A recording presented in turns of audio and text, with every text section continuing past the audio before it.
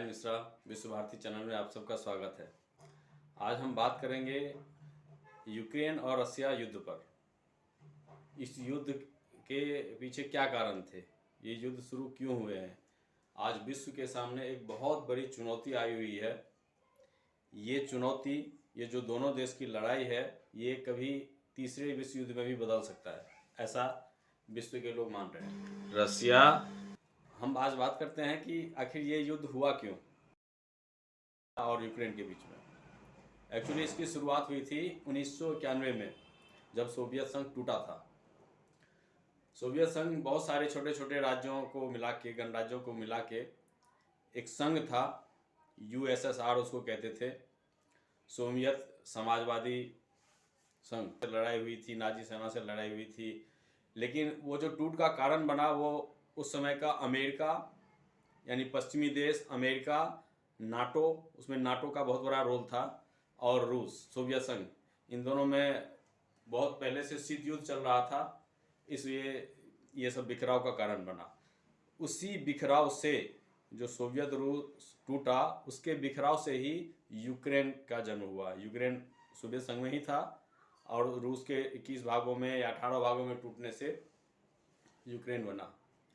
Ukraine जो है वो शुरू से ही वो चाहता रहा है कि हम नाटो के करीब जाएं, यानी अमेरिका के करीब जाएं, यूरोपीय यूनियन में शामिल हो जाए। रूस ये कभी नहीं चाहता था। रूस ये नहीं चाहता था कि कभी भी यूक्रेन यूरोपीय संघ में जाए, चाहे नाटो के आसपास में जाए, नाटो में शामिल हो। उसका एक कारण था, जो नाटो सेना है, जब शीत युद्ध खत्म हुआ था 1991 में, सोवियत संघ का जब विघटन हुआ था, तो सोवियत संघ और पश्चिमी देशों में अमेरिका के साथ ये समझौता हुआ था कि नाटो सोवियत रूस के सीमा के समीप नहीं आएगा, बॉर्डर पे नहीं आएगा। लेकिन नाटो, अमेरिका का हमेशा से ये कोशिश रहा है कि रूस के बॉर्डर तक हम पहुँचें, ताकि रूस पर अपना प्रभुत्व जमा सकें, रूस के ऊपर हम दबाव बना सकें।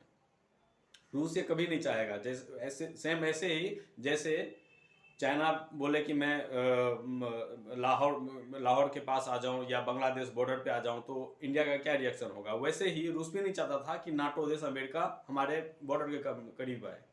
लेकिन यूक्रेन के जरिए नाटो हमेशा से चाहता रहा है कि यूक्रेन में हम घुसें और रूस के ऊपर फिर दबाव बनाए।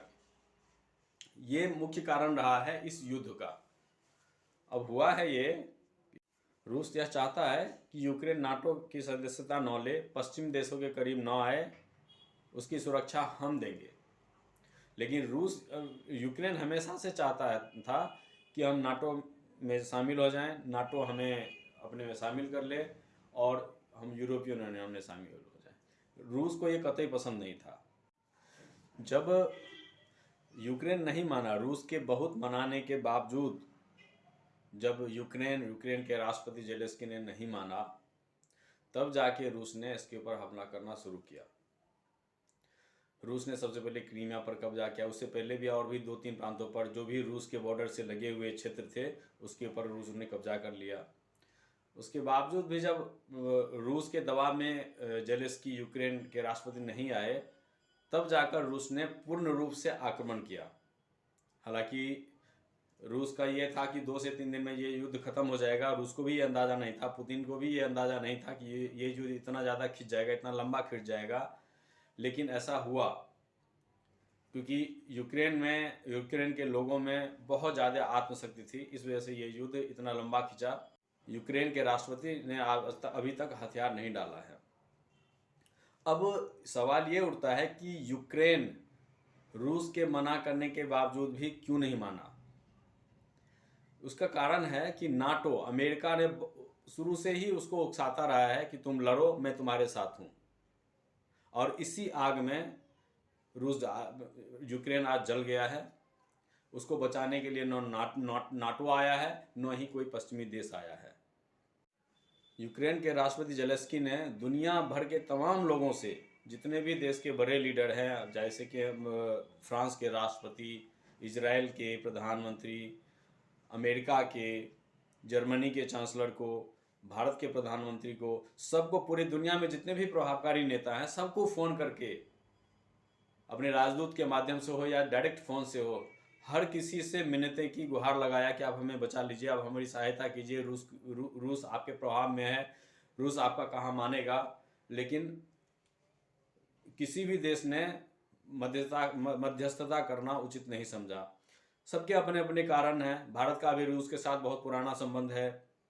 आज तक संयुक्त राष्ट्र में भारत के खिलाफ जितने भी चाल चली थी विश्व के नेताओं ने, विश्व के देश, तमाम देशों ने, जैसे उसमें अमेरिका भी है, किसी भी देश ने भारत को आज तक साथ नहीं दिया है संयुक्त राष्ट्र संघ में। रूस ही ऐसा एक देश है जिसने भारत के लिए 6 बार वीटो किया है संयुक्त राष्ट्र संघ में, सुरक्षा परिषद में।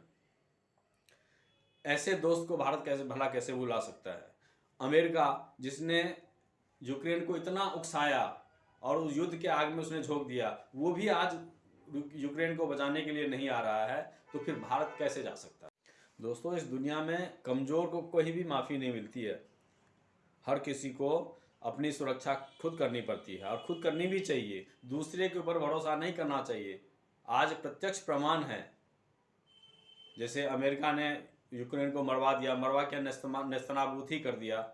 आज विश्व में यह संदेश आ रहा है कि किसी भी देश को अपने सुरक्षा के उपाय खुद करना चाहिए, न कि किसी दूसरे के देश पर निर्भर रहना चाहिए। इस वीडियो में दोस्तों इतना ही। अगले वीडियो में हम बात करेंगे चाइना ताइवान इशू। चाइना का ताइवान के साथ क्या इशू है, चाइना का तिब्बत और इंडिया के साथ क्या इशू है। जैसे हम सब जानते हैं कि तिब्बत के निर्वासित नेता दलाई लामा और वहाँ के प्रधानमंत्री 63 सालों से भारत में रह रहे हैं, इसलिए तिब्बत के इशू में भारत भी एक पक्ष है। आईसीसी इंटरनेशनल क्रिमिनल कोर्ट क्या है, ICJ international council for justice क्या है, इन सब चीज़ों के बारे में बात करेंगे। इजराइल और फिलिस्तीन में क्या इशू चल रहा है। आप लोगों से निवेदन है, इस चैनल को लाइक कीजिए और सब्सक्राइब कीजिए, ताकि ये जो सारे वीडियो आने वाले हैं आप तक पहुँचे और ज़रूर पहुँचे। बहुत बहुत धन्यवाद।